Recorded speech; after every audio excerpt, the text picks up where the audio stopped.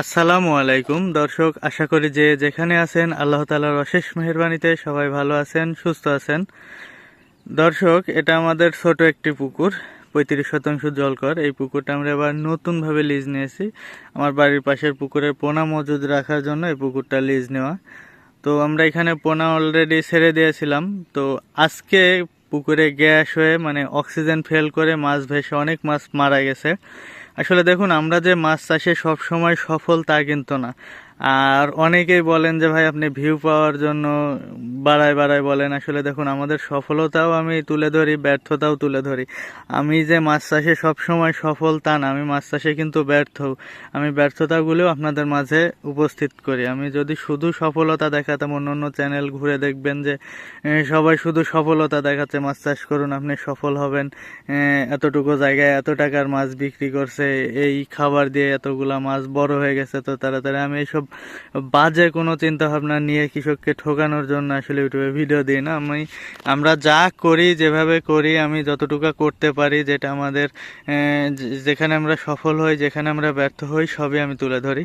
তো আজকে এখানে আমার মোটামুটি 200 পিস প্লাস উপরে আমার রুই এবং গ্লাস কাপ মিলায় মাছ মারা গেছে এখানে। পোনা আমরা ছাড়ছিলাম কিছুদিন আগে, মোটামুটি একটা সাইজে চলে আসছিল। এবারে যে আড়াইটাই কেজি হবে, 3টা লাগবে না। আর আমরা যখন ছাড়ি তখন 4টা 5টাই কেজি ছিল এভারেজে। আর এখন আড়াইটাই কেজি আসছে। আমরা আরও 4 থেকে 5 মাস পরে, 5 মাসের বেশি থাকতো এই পুকুরে আরও। তারপরে এই যে পাশে আমার পুকুর, আমি এখান থেকে ওই পুকুরে মাছ ক্লিয়ার করে এখান থেকে পোনা তুলে নেওয়া যায় ওইখানে দেওয়ার চিন্তা ভাবনা করতেছিলাম। কিন্তু আজকে পোনা মানে মাছ ভেসে মাছ মারা গেছে। আসলে মাছ মারা যাওয়ারও কারণ আছে, এই পুকুরটার দিকে আমাদের নজর ছিল না। কারণ কালকেও আমি এই পুকুর পাড়ে বসে মাছকে খাবার দিয়ে ভিডিও বানিয়ে গেছি, মাছ সুন্দরভাবে খাচ্ছিল। তো সেই ক্ষেত্রে আসলে এটা কল্পনাতেও আসেনি যে মাছ এভাবে মারা যেতে পারে। যেমন অনেকে বলে যে পুকুরে পরিবেশ দেখে, আপনারা এতদিন মাছ চাষ করেন, পুকুরে পরিবেশ দেখে বুঝেন না যে কখন কোন পুকুরে কি সমস্যা হতে পারে। আসলে ভাই, পরিবেশ দেখে এভাবে বোঝা সম্ভব না। কারণ আমি কালকেও বিকেলেও মাছকে খাবার দিছি, মাছ যথেষ্ট পরিমাণ খাবার খাইছে। কিন্তু আজকে রাত্রে হঠাৎ এই অবস্থা, মানে ভোরে মাছ মারা গেছে। আর আমরা অন্য অন্য পুকুরের দিকে খেয়াল রাখছিলাম, তো ভোরে বৃষ্টিও হচ্ছিল গুড়ি গুড়ি। বৃষ্টি হওয়ার কারণে আসলে এই পুকুরটায় আসা হয়নি, মাছ যেভাবে ভেসে গেছে তাও দেখা হয়নি। আমরা যদি আগে থেকে দেখতে পারতাম, বুঝতে পারতাম যে মাছ ভেসে গেছে, তাহলে হয়তো বা এত মাছ মারা যেত না। কিন্তু আমরা বুঝিওনি, পুকুরে আসিওনি দেখতে। সকালবেলা আমার এক বড় ভাই যায় পুকুর বাড়ির পুকুরে যায়, বলতেছে যে তোদের পুকুরে মাছ মারা যাচ্ছে। তখন আমরা পুকুরে এসে দেখি যে অনেক মাছ মারা গেছে এবং আস্তে আস্তে মারা যাচ্ছে। তো সব মেলায় 200 পিসের উপরে আমরা মোরা মাছ উঠাইছি, রুই এবং গ্লাস কাপ মিলায়।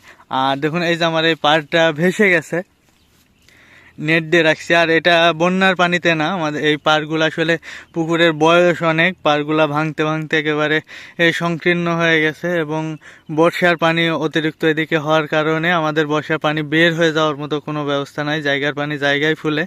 তো বর্ষার পানিতে এই পাড়টা ভেসে গেছে। আর যখন মাছ ভাসছে ভেসে, নেটের কোলে আসছে, শিয়াল আসছে পুকুর পাড়ে। শিয়াল এসে মাছ ধরার জন্য নেটের কোল দিয়ে ঘুরছে, মাছ ওইভাবে ধরতে পারেনি, তখন নেট কেটে দিছে শিয়াল, দিয়ে ওপার দিয়ে মাথা ঢুকায় মাছ ধরছে। ওই যে ওই পাড়টার ওই কন্যার ওইখানে অনেকগুলো মাছ নষ্ট করছে, যেগুলো আমরা গুনতির মধ্যে ধরিনি। আর শিয়ালের একটাই বৈশিষ্ট্য কি, ও মাছ ধরে ওইখানে জদমত খাবে, জায়গা মতো নিয়ে চলে যায়, ওইখানে রেখে আবার আসবে, আবার নিয়ে যাবে, আবার আসবে। শিয়াল এই কাজ করে, এক জায়গায় মাছ গোছায়, ও পুকুর পাড়ে কখনো মাছ রাখে না। আসলে এভাবে কতগুলো মাছ উঠাই নিয়ে গেছে এটা বলা সম্ভব না।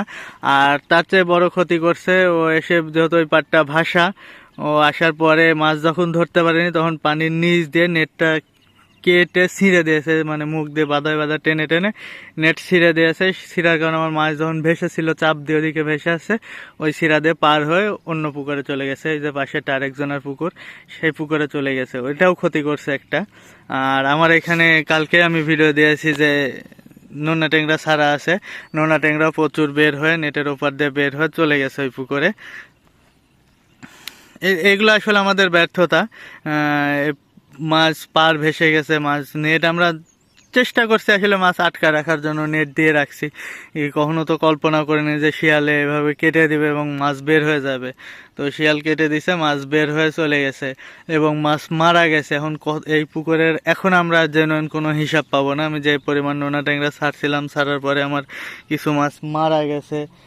এখন যেগুলি আছে, এগুলি কতগুলো আছে তা জানি না, যেগুলো ছিল ওগুলোর মধ্যে থেকে বের হয়ে গেছে।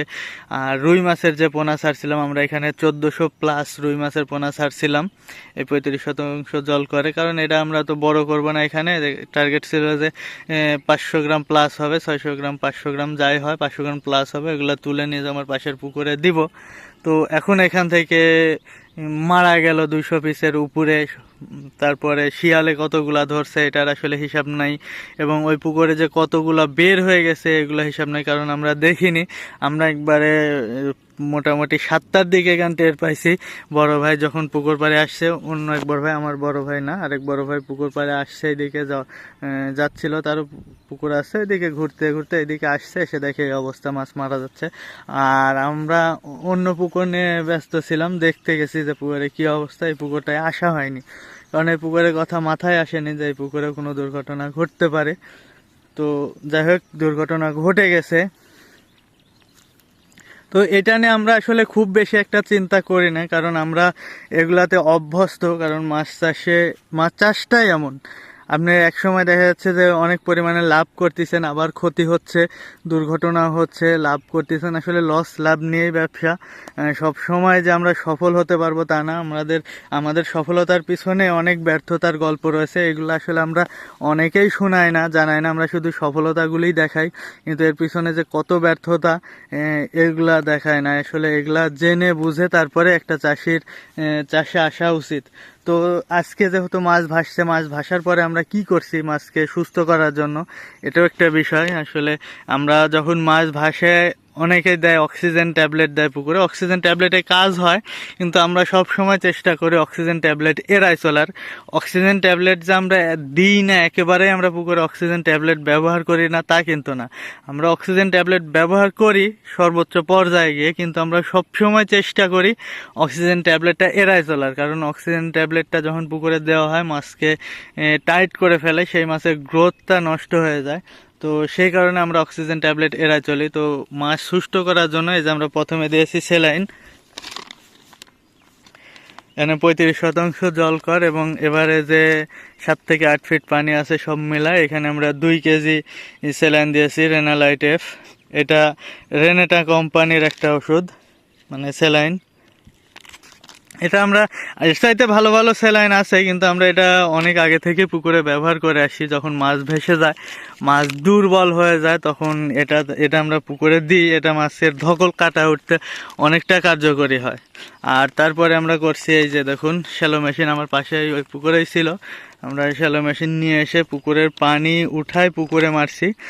আর শ্যালো মেশিনের যে ডেলিভারি পাইপ, পানি যেটা দিয়ে বের হয়, এটা একটু মোটা। এখানে যে টিউবওয়েলের যে নিচে থাকে এটা চিকন, এটা মোটা, যাতে এখান দিয়ে পানি স্পিডে বের হয়ে দূরে চলে যায়। তখন পানির ওইখানে, পুকুরে পানি যখন পুকুরে পড়ে, ওইখানে একটা কৃত্রিম অক্সিজেন তৈরি হয়, মাছ ওইখানে আসে, তারপরে ওই অক্সিজেনটা পুকুরের মধ্যে ছড়ায় যায়, মাছ সুস্থ হয়ে যায়। এটা ছোট পুকুর যেহেতু, এই জন্য আমরা দ্রুত এটা করতে পারছি। কিন্তু যখন বড় পুকুর হতো তখন কিন্তু একটা মেশিন দিয়ে হতো না, তখন দেখা যাচ্ছে পুকুরের পাশে 3-4টা মেশিন সেট করে রাখতে হতো। এটা দিয়ে দিছি, মানে এটা চালু করে রাখছি যাতে পুকুরে পরে পানি অক্সিজেন তৈরি হয়। আর স্যালাইনটা দিয়েছি মাছের ধকলটা কাটা ওঠার জন্য। তো আলহামদুলিল্লাহ স্যালাইনটাতে আমরা খুব ভালো রেজাল্ট পাই। এর চাইতে যে ভালো কোম্পানি স্যালাইন নাই তা না, এর চাইতে ভালো ভালো কোম্পানির আছে, কিন্তু আমরা এটা ব্যবহার করি। আমাদের কাছে মনে হয় যে না, এটাতে কাজ হচ্ছে, দামও সাশ্রয়ী, সেই জন্য আমরা এটা ব্যবহার করি। আর পুকুরে পানির কালার দেখুন একবারে কালো হয়ে গেছে। আর এই কালারটা সব সময় কালো হয় না। আমি কালকেও যখন খাবার দিছি তখন পানির কালার কালো ছিল না, কিন্তু যখন আপনি যে পুকুরে মাছ ভাসবে, যে পুকুরে পানি একেবারেই ঘোলা, সেই পুকুরে মাছ ভাসার সম্ভাবনা একেবারেই কম। কিন্তু যে পুকুরে হালকা পরিমাণ কালার থাকে, সেই পুকুরে যখনই মাছ ভাসবে আপনি দেখবেন যে আপনি মাছ ভাসার পরে পুকুরের পানি কালো হয়ে গেছে। তো আজকে আবার যদি আবহাওয়া খারাপ হয় মাছ ভাসার সম্ভাবনা আছে, আর পানি যে পরিমাণ কালো হয়েছে আজকে যদি মাছ ভাসে আরও বেশি দুর্ঘটনা ঘটতে পারে। তো সেই কারণে আমরা পুকুরে 2 বস্তা জিওলাইট, 10 কেজির বস্তা ক্যালজিওলাইট এবং 2 বস্তা ইউকা দিয়ে দিছি একবার, মানে সরি 2 বস্তা জিওলাইট এবং 1 কেজি ইউকা দিয়ে দিলাম, যাতে পানির কালারটা স্বাভাবিক হতে থাকে। কিন্তু যদিও আবহাওয়া খারাপ থাকলে খুব একটা কাজ করে না, তারপরেও পানি যেহেতু একেবারেই নষ্ট হয়ে গেছে, আবহাওয়ার দিকে দেখলে হবে না, সেই কারণে আমরা এখানে এটাও দিয়ে দিয়েছি।